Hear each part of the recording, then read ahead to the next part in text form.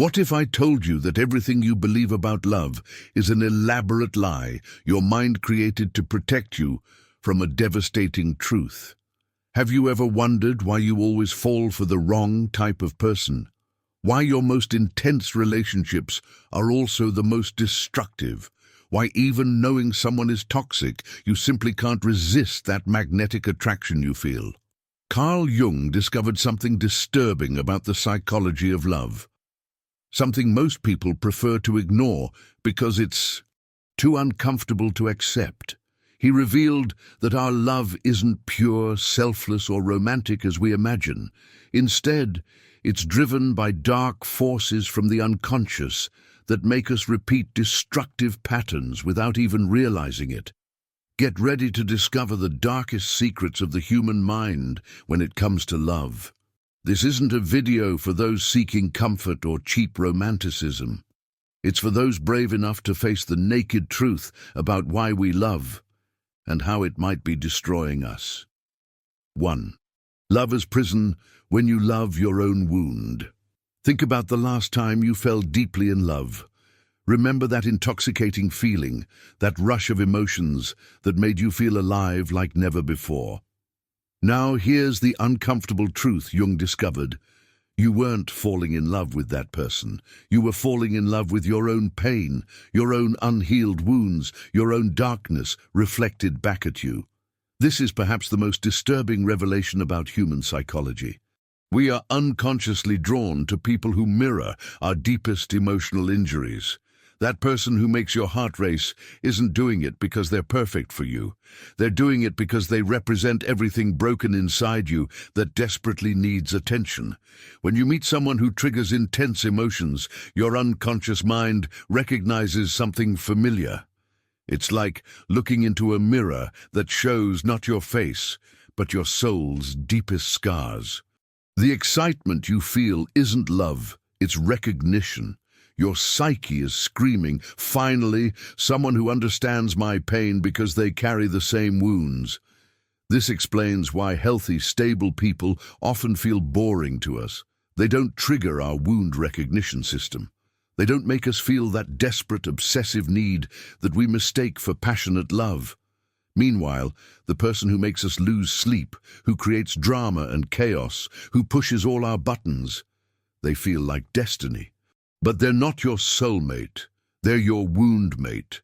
Jung called this the projection of the unlived life. We project onto others all the parts of ourselves we haven't integrated, haven't healed, haven't even acknowledged exist. When someone carries similar emotional baggage, our unconscious goes wild with recognition. We think we've found our other half, but really, we've found our other wound. The tragedy is that this creates a prison of repetition.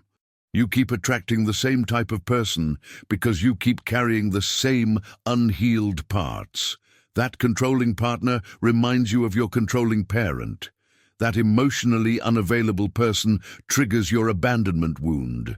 That jealous lover mirrors your own insecurity and fear of not being enough. But here's where it gets even darker. We don't just attract these people, we need them. Our unconscious is addicted to the familiar pain they provide. It's comfortable in its own twisted way. Known suffering feels safer than unknown peace. This is why people stay in toxic relationships long after their rational mind knows they should leave.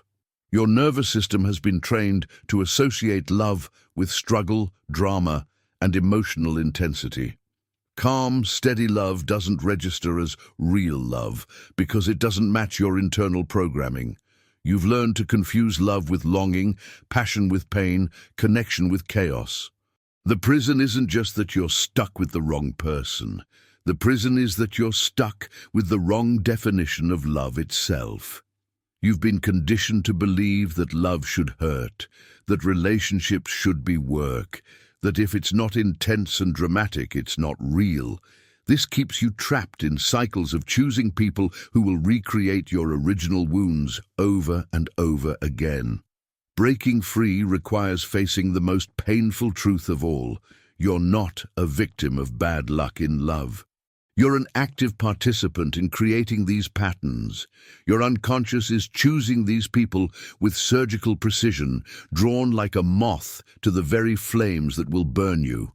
Until you heal the original wounds, until you integrate the rejected parts of yourself, you'll keep falling in love with mirrors of your own darkness. The first step to freedom is recognizing when you're in this prison. Notice when someone makes you feel desperately alive, when they create that intoxicating mix of pleasure and pain. Ask yourself, what wound in me is recognizing itself in them? What part of my past is being triggered? What am I trying to heal through this person that I should be healing within myself? 2. The shadow in relationships. Why you attract exactly what you hate. Building on this prison of wounded attraction, Jung discovered something even more unsettling about human relationships. The very qualities that repulse you most in others, the behaviors that trigger your strongest reactions, the personality traits you swear you could never tolerate. These are exactly what you'll find yourself drawn to in intimate relationships.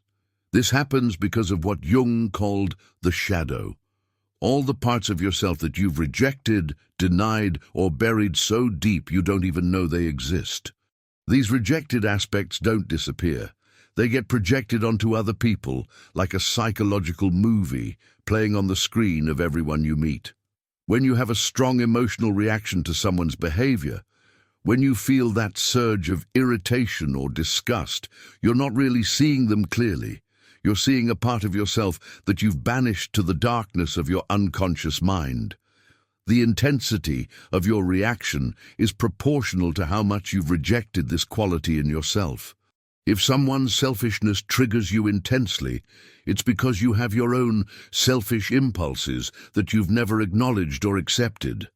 If someone's neediness makes your skin crawl, it's because you have your own desperate need for attention that you've learned to hide. If someone's anger feels unbearable to be around, it's because you have your own rage that you've never allowed yourself to feel. The cruel irony is that we're magnetically attracted to people who embody our shadow qualities. Our unconscious is desperate to reconnect with these rejected parts of ourselves, so it draws us toward people who express them freely. We think we're choosing someone completely different from us, but we're actually choosing someone who represents everything we've cut off from our own identity. This creates the classic dynamic where opposites attract, but then spend years trying to change each other. The neat freak falls for the messy person, then spends the relationship trying to organize them. The introvert chooses the extrovert, then tries to quiet them down. The responsible one picks the spontaneous one, then tries to make them more reliable. What's really happening is an unconscious attempt at integration. Your psyche is trying to reclaim the lost parts of yourself through your partner. But instead of owning these qualities in yourself, you experience them as foreign, irritating, or wrong when you see them in your partner. This is why relationship conflicts often feel so charged and personal. You're not just disagreeing with your partner's behavior, you're fighting with disowned parts of yourself.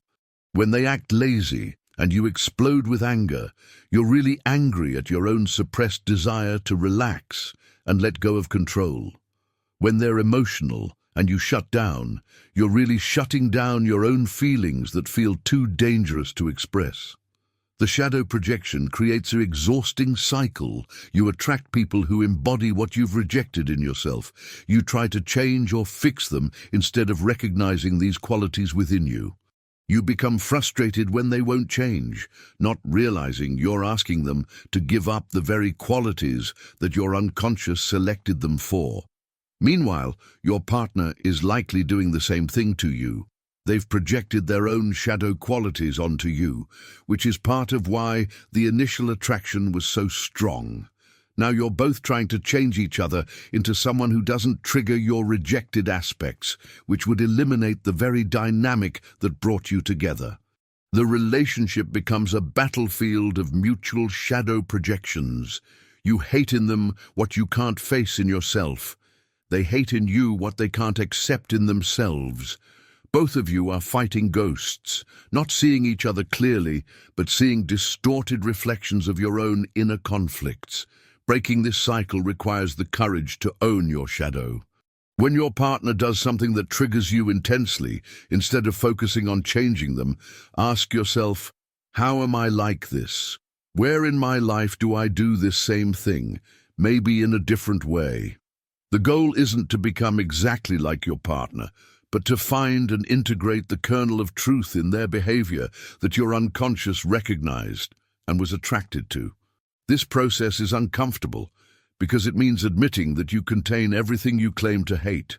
But it's also liberating because it means you can stop trying to control your partner and start reclaiming the lost pieces of yourself that have been scattered in your relationships. By the way, if you're curious to go even deeper and integrate your shadows and light, check out the SIM Method ebook. It's a concise guide that can help you unlock your inner power in just 5 minutes a day. The link is in the first pinned comment below. 3. The mother-father complex. How your parents control your love life. Now that you understand how you project your rejected qualities onto partners, let's dive deeper into where these patterns originally come from. Jung discovered that your first experience of love, the relationship with your parents, becomes the invisible blueprint for every romantic relationship you'll ever have. This isn't just about having daddy issues or being a mama's boy. It's about how your nervous system learned what love feels like, what safety means, and what you need to do to survive emotionally. Your brain was like wet cement during your early years, and your parents' behavior, emotions, and relationship dynamics got permanently imprinted into your neural pathways. These imprints don't just influence your preferences, they control your automatic responses, your deepest fears, and what feels familiar enough to call love. If your mother was anxious and controlling, your nervous system learned that love comes with worry and micromanagement. If your father was emotionally distant, you learned that love means working hard to earn attention from someone who's not fully present. If your parents fought constantly, you learned that passion equals conflict. If they were cold and disconnected, you learned that love is polite, but empty. The terrifying part is that these patterns operate completely outside your conscious awareness. You think you're choosing partners based on attraction, compatibility, or shared values, but your unconscious is scanning every potential partner and asking, does this person match my original love template? Will they recreate the emotional environment I learned to navigate as a child? This explains why intelligent, successful people keep making the same relationship mistakes over and over. Their rational mind knows what kind of partner would be good for them, but their unconscious is programmed to feel chemistry only with people who match their parental imprints. Healthy partners feel boring or wrong because they don't trigger the familiar patterns their nervous system recognizes as love. Jung called this the parental complex, the unconscious part of your psyche that contains all your unresolved feelings, fears, and needs related to your parents. This complex doesn't just influence who you choose, it influences how you behave in relationships. You unconsciously recreate the same dynamics you experienced as a child, playing out both your parents' role and your own childhood role in different situations. If your mother was critical, you might find yourself either choosing critical partners or becoming critical yourself. If your father was unreliable, you might be drawn to unreliable people or become someone who doesn't follow through. You're not just repeating what was done to you, you're repeating the entire emotional system you learned to survive in. The most painful part is that your unconscious is trying to heal these childhood wounds through your adult relationships. It keeps choosing people who can give you the love you needed as a child, but it chooses people who are just as incapable of providing it as your parents were. You're asking your partner to fix something they don't even understand, trying to get from them what you needed when you were 5 years old. This creates impossible expectations in relationships. You want your partner to be the perfect parent you never had, to love you in ways that heal your deepest childhood wounds. But they can't do this because they're dealing with their own parental complexes, their own unconscious programming, their own attempts to get their childhood needs met through you. The result is two wounded children in adult bodies, each trying to get the other to parent them in the way they needed but never received. When your partner can't meet these impossible expectations, and they never can, you feel abandoned, rejected, or betrayed in ways that seem completely out of proportion to what actually happened. Your reactions in relationships often have nothing to do with your partner's actual behavior, and everything to do with how their behavior triggers your unhealed childhood wounds. When they're late, you might feel abandoned like you did when your parents were emotionally unavailable. When they're moody, you might feel responsible like you did when you tried to manage your parents' emotions as a child. Breaking free from these patterns requires recognizing when you're reacting to your past instead of your present. When you have a strong emotional reaction to your partner's behavior, ask yourself, when did I feel this way as a child? Which parent does my partner remind me of right now? What childhood wound is being triggered? The goal isn't to blame your parents or use your childhood as an excuse for relationship problems. The goal is to recognize that you're carrying emotional programming that was designed for survival in your childhood family system, but it's no longer serving you in your adult relationships. You need to consciously update your love template to match who you are now, not who you were as a powerless child. 4. Projection. When you love a fantasy, not a real person. These parental imprints create the foundation for one of the most devastating aspects of romantic relationships: projection. Building on everything we've explored about wounds, shadows, and childhood programming, projection is when you fall in love with someone who doesn't actually exist. You create an elaborate fantasy about who your partner is, what they're capable of, and how they'll make you feel. Then you spend months or years trying to force reality to match your imagination. Projection happens because your unconscious takes the raw material of another person and uses it like a blank screen to project all your unmet needs, unfulfilled desires, and idealized images of love. You don't see your partner clearly. You see your own internal movie playing on the screen of their personality. This process starts before you even know someone well. Your unconscious sees a few attractive qualities, a charming smile, an interesting conversation, and immediately begins filling in all the blanks with exactly what you most want to see. If you need someone strong, you'll project strength onto them, even if they've never demonstrated it. If you crave emotional depth, you'll imagine they're profound, even if they've never shared anything meaningful. The cruel irony is that the less you actually know about someone, the easier it is to fall in love with them. Mystery creates space for projection. That person you've been texting with for weeks, who seems perfect in every way, is often just a reflection of your own desires and fantasies. You've unconsciously created the ideal partner in your mind and convinced yourself this real person matches your creation. Your projections aren't random. They're specifically designed to complete you in all the ways you feel incomplete. If you feel powerless, you'll project power onto your partner and fall in love with their strength. If you feel broken, you'll project healing qualities onto them and fall in love with how whole they make you feel. If you feel unworthy, you'll project worth onto them and fall in love with how valuable their attention makes you feel. This explains the intense addiction-like quality of early romantic attraction. You're not just drawn to this person. You feel like you need them to survive, like they hold the missing pieces of your soul. This desperation isn't love. It's dependency on your own projections. You're afraid to lose them because losing them would mean losing all the qualities you've projected onto them, all the ways you've imagined they could complete you. The problems begin when reality starts to contradict your projections. Your partner reveals qualities that don't match your fantasy. They have bad days, character flaws, different values, or ways of being that challenge your idealized image of them.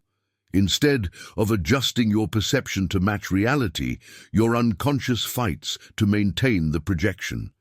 You start trying to change your partner to match your fantasy. You get frustrated when they don't live up to the version of them that exists in your mind. You feel betrayed when they act like themselves instead of like the person you need them to be. You experience their authentic personality as a personal attack on your dreams and desires. This creates enormous pressure in relationships. Your partner feels like they can never live up to your expectations because your expectations weren't based on who they actually are. They were based on who you needed them to be to feel complete. They feel loved for qualities they don't possess and rejected for qualities that are genuinely part of who they are. Meanwhile, you feel disappointed and disillusioned because the person you fell in love with seems to have disappeared. But that person never existed in the first place. You fell in love with your own creation, your own psychological artwork, painted on the canvas of another human being. The most painful part is recognizing how much of your relationship has been built on fantasy rather than reality.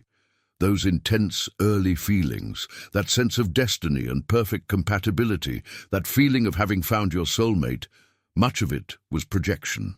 You weren't connecting with them. You were connecting with idealized parts of yourself, reflected back through your perception of them. This doesn't mean your feelings weren't real or that the relationship is doomed.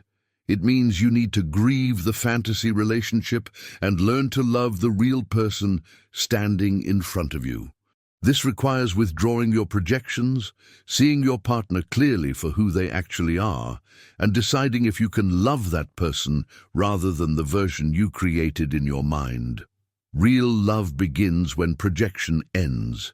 It starts when you stop trying to change your partner into your fantasy and start appreciating them for their authentic qualities, including the ones that don't match what you thought you wanted.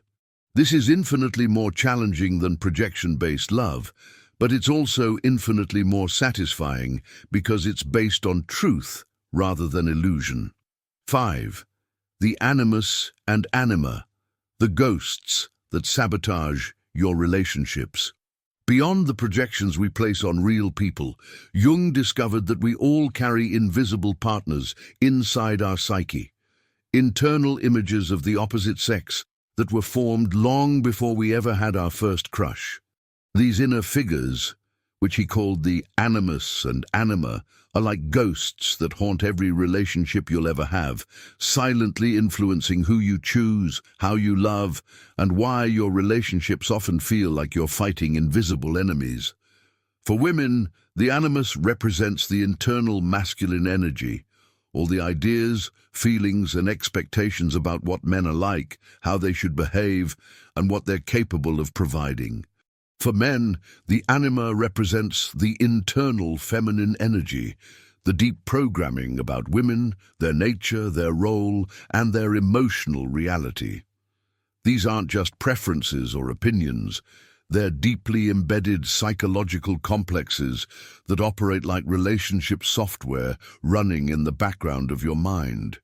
These internal figures were programmed during your childhood, not just by your parents, but by every masculine and feminine influence in your early environment. Your animus or anima absorbed not only how your opposite sex parent behaved, but how they were treated, what emotions they expressed, what roles they played, and how they related to love and power. These early impressions became the template for what you unconsciously expect from all future partners. The problem is that these internal figures are often based on incomplete, wounded, or idealized versions of masculinity and femininity. If your father was emotionally shut down, your animus might carry the belief that men are incapable of deep feeling. If your mother was overly dramatic, your anima might expect all women to be unstable and manipulative. These internal programs don't reflect the reality of individual people. They reflect the limited experience of your childhood environment. When you meet potential partners, your animus or anima immediately begins comparing them to this internal template. If someone matches the positive aspects of your inner figure, you feel instant chemistry and connection. If they trigger the negative aspects, you feel immediate repulsion or anxiety. You think you're responding to who they are, but you're really responding to how well they match or conflict with your internal ghost. This creates a strange dynamic where you're never really in relationship with just one person. You're in relationship with your partner, plus your animus or anima, plus their animus or anima. There are invisible figures in the room influencing every interaction, every expectation, every disappointment. When you fight with your partner, you're often fighting with the ghost of every man or woman who has ever hurt you. These internal figures also influence how you present yourself in relationships. Women often unconsciously perform for their internal animus, trying to be the kind of woman they believe men want.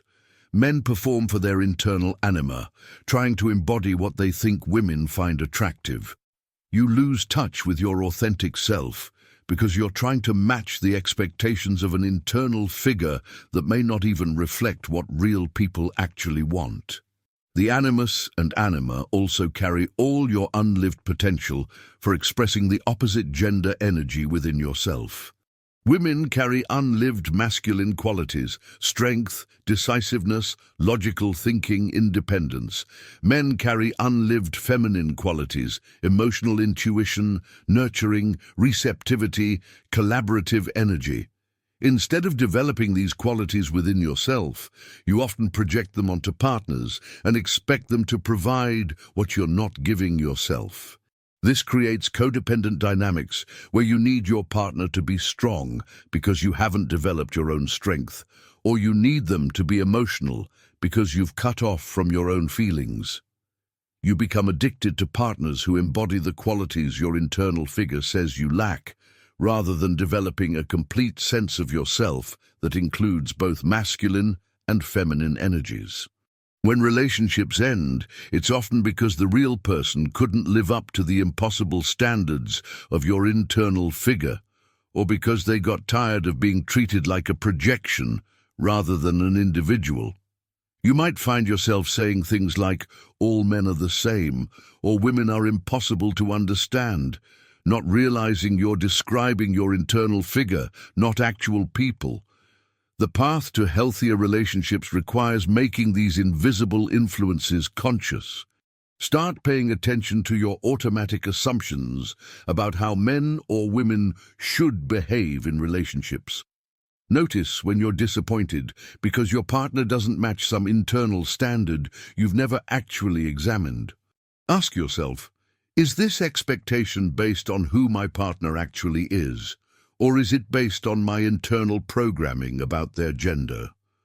The goal is to separate your partner from your internal figures and see them as a unique individual rather than a representative of all men or all women. This also means developing the opposite gender qualities within yourself so you're not dependent on partners to provide what you could be giving yourself. Real love becomes possible when you're relating to an actual person rather than to the ghost of your internal masculine or feminine ideal. 6. Emotional codependency. Addicted to love or addicted to suffering. All of these unconscious patterns, the wound recognition, shadow projections, parental complexes, and internal figures, combine to create what might be the most destructive dynamic in modern relationships. Emotional codependency. But this isn't the simple "I can't live without you" kind of dependency that most people recognize. This is a deeper, more insidious addiction where you become dependent on the emotional intensity itself, unable to distinguish between love and suffering, between connection and chaos. Jung understood that humans have an unconscious attraction to familiar pain. Your nervous system becomes addicted to the emotional cocktail that dysfunctional relationships provide. The highs of reconciliation, the lows of conflict, the adrenaline of drama, the dopamine of intermittent reinforcement when someone who's usually unavailable suddenly gives you attention. This isn't love, it's an addiction to your own stress hormones triggered by relationship instability. The addiction develops because chaos feels like home to your nervous system. If you grew up in an environment where love came with conditions, where attention was unpredictable, where you had to work hard to earn affection, then struggle becomes synonymous with love in your unconscious mind. Peaceful, stable relationships don't trigger the familiar chemical cocktail your brain associates with being loved, so they feel wrong or boring. This explains why people stay in obviously toxic relationships long after their rational mind knows they should leave. They're not staying because the relationship is good. They're staying because the emotional intensity is addictive. The constant cycle of conflict and reconciliation, the uncertainty about whether their partner loves them, the need to constantly prove their worth. These dynamics trigger the same neurochemical patterns their brain learned to associate with love during childhood.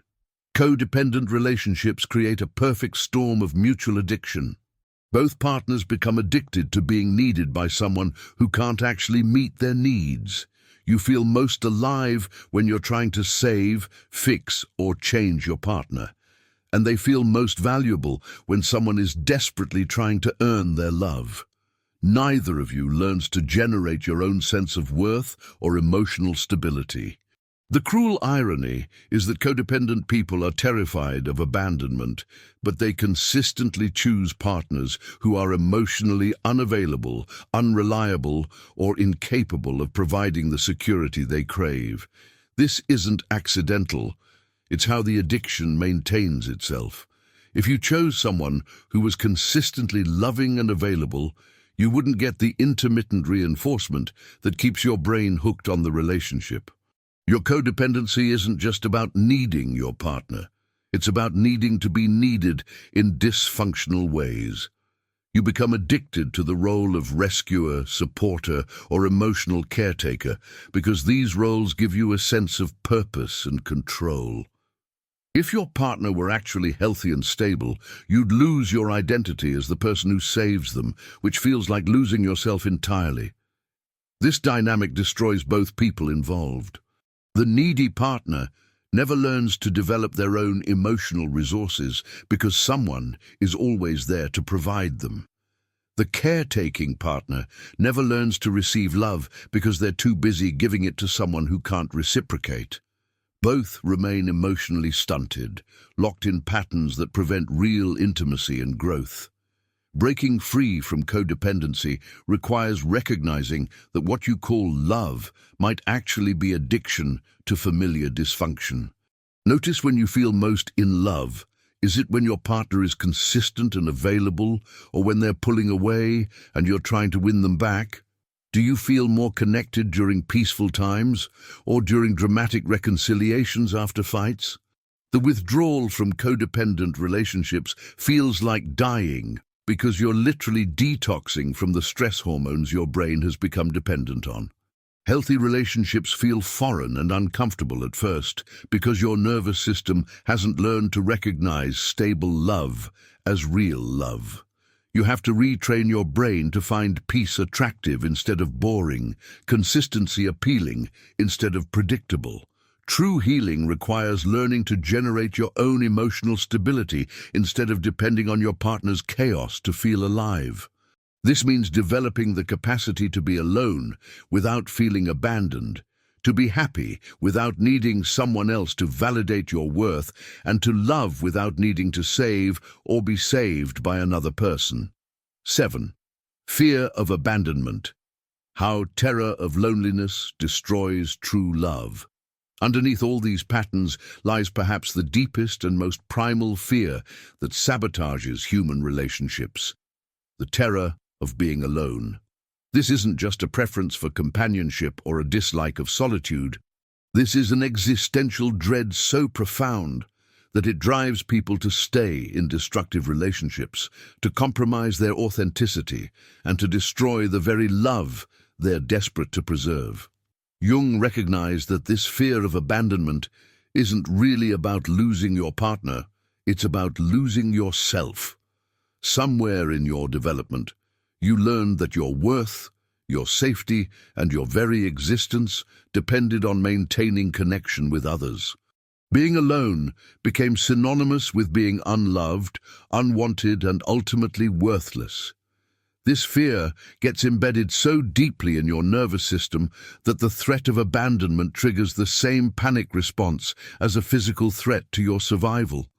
The terror of abandonment makes you do incredibly destructive things in relationships. You might suppress your authentic thoughts and feelings to avoid conflict. You might tolerate behavior that violates your boundaries because setting boundaries might make your partner leave. You might become controlling and jealous, trying to manage your partner's every move to prevent them from discovering they could be happier without you. This fear creates a self-fulfilling prophecy. The more desperately you try to prevent abandonment, the more likely you are to drive your partner away. Your fear makes you clingy, suspicious, and demanding in ways that suffocate the very love you're trying to preserve. Partners can sense this desperation, and it makes them feel like they're responsible for your emotional survival, rather than being chosen for who they are. The fear of abandonment also prevents you from ever experiencing true intimacy. Real intimacy requires vulnerability, authenticity, and the willingness to be seen completely. But if you're terrified of being left, you can't risk showing parts of yourself that might be rejected. You present a carefully curated version of who you think your partner wants you to be, which means they never get to love the real you. This creates the ultimate paradox. The fear of being alone prevents you from ever truly being with someone. You're so focused on not losing your partner that you never allow yourself to be fully present with them. You're constantly scanning for signs of rejection, analyzing their behavior for threats to the relationship, and managing your own actions to minimize the risk of abandonment. The fear also makes you tolerate relationships that aren't actually good for you. You stay with partners who don't respect you, don't appreciate you, or don't treat you well because being with someone who doesn't love you properly feels safer than being alone and risking never finding love at all. You accept crumbs of affection because crumbs feel better than the starvation you imagine solitude would bring.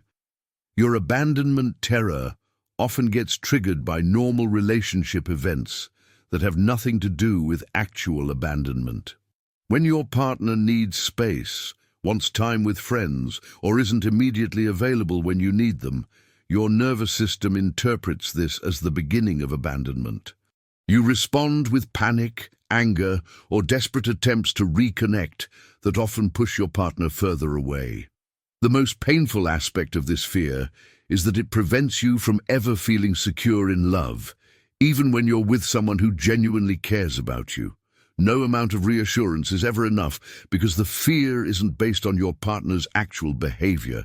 It's based on your internal belief that you're fundamentally unlovable and that anyone who truly knows you will eventually leave.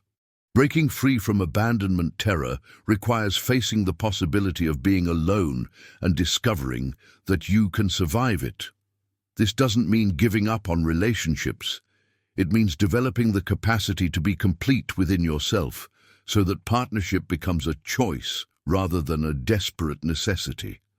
The path involves learning to distinguish between your partner's actual behavior and your fear-based interpretations of their behavior. When you feel abandoned, ask yourself, is my partner actually leaving, or is my fear being triggered by something much smaller? Most of the time, you'll discover that the threat exists in your imagination rather than in reality. True love becomes possible only when you're not afraid to lose it. When you know you can be okay alone, you're free to love someone for who they are rather than clinging to them out of terror. Paradoxically, this makes you much more attractive to partners because they feel chosen rather than needed for your emotional survival. 8. Individuation in love, the painful path to loving for real. After exploring all the ways unconscious patterns sabotage relationships, we arrive at Jung's ultimate insight about love. Real love is only possible between two people who have done the difficult work of becoming whole within themselves. This process, which he called individuation, is the journey of integrating all the rejected, projected, and unlived parts of yourself into a complete human being capable of authentic relationship. Individuation in the context of love means taking back all the projections you've placed on partners and owning these qualities within yourself. It means healing the childhood wounds that drive you to seek completion through others. It means integrating your shadow so you stop attracting people who embody your rejected traits. It means developing both your masculine and feminine energies so you're not dependent on partners to provide what you could give yourself. This process is incredibly painful because it requires giving up the fantasy that someone else can make you whole, happy, or complete. You have to face the reality that you are responsible for your own emotional well-being, your own healing, and your own sense of worth. No partner can fix your abandonment issues, heal your parental wounds, or provide the love you didn't give yourself as a child. The journey begins with recognizing that every relationship problem is also a personal growth opportunity. When your partner triggers you, instead of focusing on changing them, you ask, what is this trigger teaching me about myself? What unhealed part of me is being activated? What quality in them am I rejecting in myself? This shifts relationships from being about finding the right person to being about becoming the right person. Individuation requires developing what Jung called a relationship with yourself. This means learning to provide your own emotional support, to validate your own worth, to heal your own wounds, and to meet your own needs for attention, affection, and appreciation. When you can give yourself what you've been desperately seeking from others, you become capable of loving from fullness rather than from emptiness. The process involves withdrawing your projections and seeing people clearly for who they actually are, not who you need them to be. This is terrifying because it means your partner might not be the person you thought you fell in love with, but it's also liberating because it allows real intimacy to develop between two authentic people rather than between two sets of projections and fantasies. As you individuate, your relationship patterns begin to change dramatically. You stop being attracted to people who embody your unlived qualities and start appreciating people who are already whole within themselves. You stop trying to save or change partners and start enjoying them as they are. You stop choosing people based on how they make you feel and start choosing based on who they actually are as human beings. The relationships that survive this process become deeper and more satisfying than anything based on unconscious attraction could ever be. When two individuated people come together, they create something Jung called conscious relationship, a partnership between two complete people who choose each other not out of need, but out of genuine appreciation and love. This doesn't mean you become perfect or that your relationships become conflict-free. It means you become conscious of your patterns, responsible for your reactions, and capable of working through difficulties without projecting, blaming, or trying to change your partner. You learn to love the real person in front of you rather than the fantasy you've created about them. The ultimate goal of individuation in love is to become someone capable of unconditional love, not the naive kind that accepts abuse, but the mature kind that sees clearly, chooses consciously, and loves without trying to possess or change the beloved. This kind of love is rare because it requires you to do the hardest work possible, becoming a complete human being who doesn't need love to survive, but chooses love as an expression of your own fullness. When you reach this point, relationships stop being about getting your needs met and start being about sharing your authentic self with another authentic person. This is when love stops being a prison, a projection, or an addiction, and becomes what it was always meant to be, a conscious choice between two free people to create something beautiful together. The journey of individuation in love is not easy, but it's the only path to the kind of relationship that nourishes your soul rather than diminishing it. It's the difference between being driven by unconscious patterns and making conscious choices about how you love and who you love. It's the path from the dark side of love's psychology to its brightest potential.